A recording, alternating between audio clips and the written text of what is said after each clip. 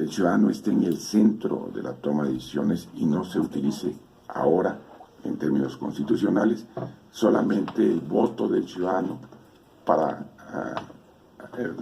otorgar el poder a alguna persona o a algún partido, sino que tome un rol muy relevante en las acciones para la transformación del país, que pueda tener derecho a la revocación de mandato o ratificación de autoridades. Movimiento Ciudadano lo ha puesto en práctica recientemente, el 27 de agosto en Jalisco, donde por cierto ampliamente fueron ratificadas las políticas públicas de los ayuntamientos gobernados por Movimiento Ciudadano en esa entidad, pero además políticas públicas que deben de estar presentes, la eliminación del fuero. Movimiento Ciudadano plantea cero financiamiento a los partidos políticos, lo hemos planteado desde hace muchos años e incluso fue una de las 5 propuestas específicas para el 2015. Tenemos que darle un lugar a los actores de la sociedad que se dan en todas las comunidades, darles un rol definitivo en el manejo de los programas sociales, en la seguridad pública.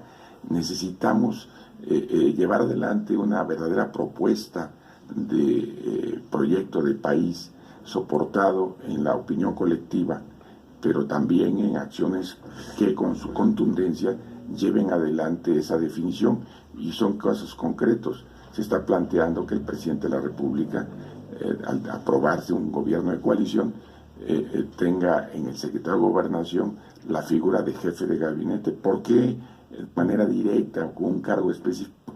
Porque se han dado claros ejemplos de que se designan coordinadores o responsables de proyectos, pero si no tienen el andamiaje legal, les cuesta mucho trabajo. Osorio Chong se supone que es el jefe de gabinete.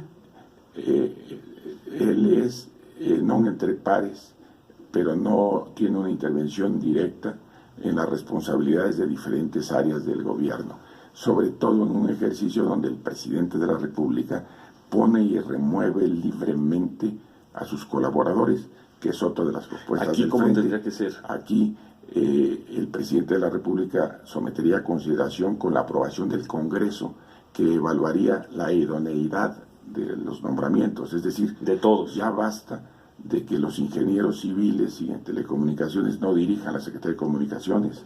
Ya basta de que en el sector agropecuario ni los agrónomos, ni los veterinarios, ni los biólogos, ni los expertos en desarrollo rural no manejen esa secretaría. Es decir, tenemos que empezar a darle profesionalización a un ejercicio de transformación para el país con los expertos. A las secretarías ni a ningún cargo se debe llegar a aprender, se debe llegar a servir.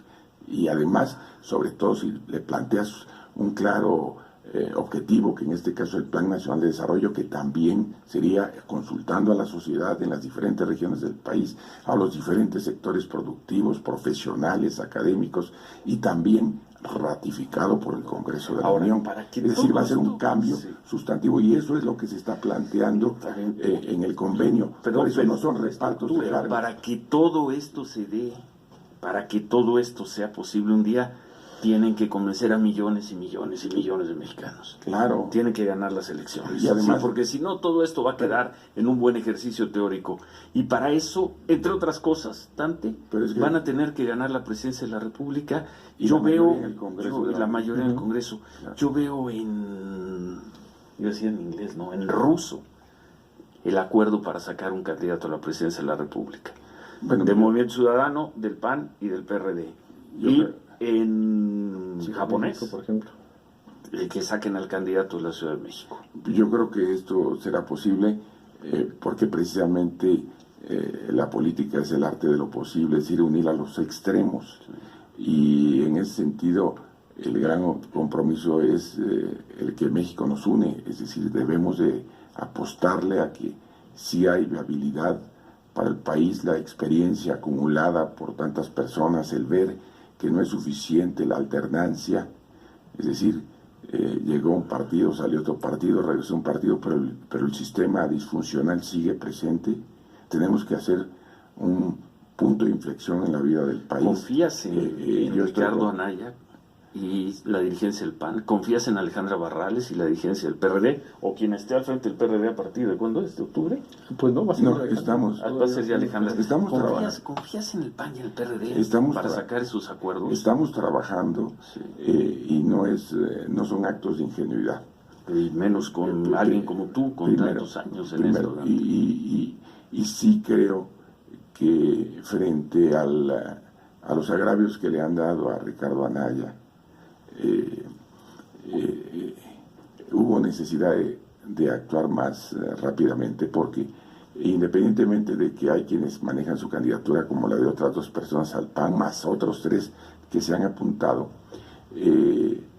lo relevante ahí es que no puedes permitir que a un liderazgo joven, nuevo, combativo, preparado, lo destruyan con infundios. Es decir, yo sí quiero poner, porque hace muchos años, hace 20 y tantos años, a mí me trataron de ofender con aspectos muy similares.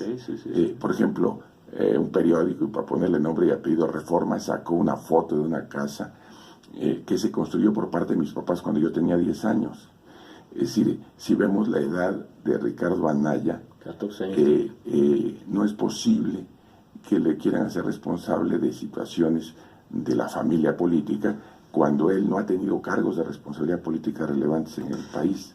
Es decir, esto se me hace muy tendencioso, y yo creo que tenemos que empezar a aplicar política sana para México, y esto no lo podemos permitir. El hecho mismo de que antes lo hayan tratado de implicar en que si tenía a sus hijos estudiando o no, cualquier padre de familia, el mayor esfuerzo que hace es por la formación de sus hijos, y hay gente que en lugar de gastar en eso se compran carros muy lujosos. Creo que eso es un desperdicio, y lo otro es una gran utilidad de darle oportunidad a que tus hijos se formen. Es decir, yo sí he visto una clara tendencia a destruir un personaje que es de una nueva generación, como de una nueva generación es Enrique Alfaro, y también lo están lastimando cuando ayer dio cuenta de un gobierno impecable, buen gobierno, ratificado, extraordinario. Entonces tenemos que cuidar a una generación que debe darle salida al país, porque la nuestra, la generación de la que formo parte, le ha fallado a México. Si se equivocan, va a ser un desastre electoral. Ahora, eso no quiere decir que estemos anticipando candidaturas. Eso no quiere decir que estemos anticipando candidaturas. No falta mucho. Por eso, pero no quiere decir que estemos anticipando candidaturas, porque en lo personal creo que la conciliación se va a dar en la medida en que tengamos la capacidad de entender que antes que todo está el proyecto de país. Respóndeme, por favor, esta pregunta. Hablando de, vemos los buenos números en abstracto de las encuestas, la que presentó el Reforma. ¿Por qué un perredista que todavía cree en la izquierda o en el centro izquierda, que no quiere estar con López Obrador, por qué votaría en el frente por Margarita Zavala o por Ricardo Anaya, en lugar de por Andrés Manuel López Obrador, si fueran los candidatos? Bueno, pues la primera premisa es esa. Sí. Si fueran los candidatos, pueden no serlo. Pues entonces, ¿para qué los vas a poner? Tampoco tienen muchos. Bueno, por eso. Pero ¿para qué nos anticipamos en hablar de la figura de... pero ¿por qué tenemos que hacer ese contraste? Además de que de izquierda en este país solamente se considera el 17%. Hoy lo que la sociedad desea son buenos gobiernos, buenas prácticas de gobiernos, gobiernos eficaces, gobiernos que resuelvan los problemas de inseguridad, de violencia, que tanto están lastimando a la sociedad en su conjunto, y que obligan a un replanteamiento de la política económica, de la política fiscal, de la política social. Es decir, tenemos que darle, en términos reales, una verdadera sacudida al país. Pero tenemos que hacerlo con el talento de todos los sectores, no con la visión individual. No es un hecho, como dicen, que el Frente está estableciendo que el candidato a la presidencia lo pone el PAN, le hace Ricardo Anaya; a la jefatura de la Ciudad de México lo pone el PRD, le hace Alejandra Barrales. Eso no es un hecho, no es un... Bueno, nosotros también tenemos un gran respeto por Alejandra Barrales. Ha hecho un trabajo muy exitoso para que se concrete el frente, y creo que debe ir más allá de las personas, un proyecto de transformación del país y de la Ciudad de México. Yo creo que desde luego son figuras prominentes y tendrán un rol como candidatos o en un rol de la transformación en el país. Miguel Ángel Mancera, ¿ha hecho un buen ejercicio de gobierno en la Ciudad de México? Bueno, yo lo que creo es que la Ciudad de México es una ciudad que tiene tantas características, que atrae a tantas personas y que genera un ejercicio de flujo en la movilidad que tiene claros oscuros. Yo en lo personal siempre lo he visto como una persona que representa más una visión ciudadana.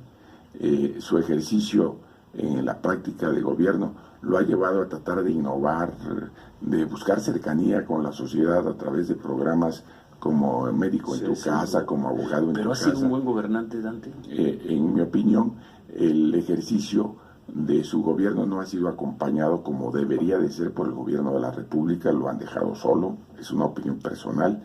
Creo que él ha correspondido de más al gobierno federal y no hubo reciprocidad, pero yo tengo una relación que se fue intensificando, entre otras razones, por la cercanía que tienen él y Enrique Alfaro, y a partir de hace 2 años y medio, hemos intensificado nuestra relación. Yo sí creo que los ejes de transformación de la ciudad están presentes. Creo que él es una persona íntegra, creo que está aportándole lo mejor de su capacidad a la ciudad, y es tan compleja la gobernanza en un centro como este que en mi opinión está haciendo un gobierno de resultados en medio de problemas reales que se han dado, por ejemplo la inclemencia y adversidad del tiempo que se refleja no nada más acá, genera pues, inundaciones, todo eso trae ejercicios que no permiten la calificación óptima, que desde mi punto de vista la buena intención que tiene han reflejado, pero en lo personal considero que le ha puesto emoción, pasión y compromiso al trabajo de la Ciudad de México. Vino hace un par de días Ricardo Monreal y habla bien del Frente. Él considera que el Frente se está formando de manera seria. ¿Participaría en algún momento Ricardo Monreal ya con ustedes, fuera de Morena, evidentemente? En lo personal tengo una relación cercana con Ricardo Monreal, construida en una lucha de muchos años. Incluso fue nuestro coordinador del grupo parlamentario, pero a partir de la toma de decisiones de parte de su organización electoral, no hemos platicado, y entre otras razones porque él debe tomar decisiones fundamentales en su proyecto y debe hacerlo muy solo y con mucha frialdad. ¿No has platicado con él? La última vez que platiqué con él fue cuando permitimos que él presentara en Movimiento Ciudadano su proyecto para la transformación de la Ciudad de México antes de que nosotros tomáramos decisiones. Lo que sí puedo decir, y lo digo con énfasis en este programa, es que cuando vimos qué trato le dieron, es cuando no hubo ninguna duda de que nosotros teníamos que construir un proyecto alternativo. Hace 2 semanas.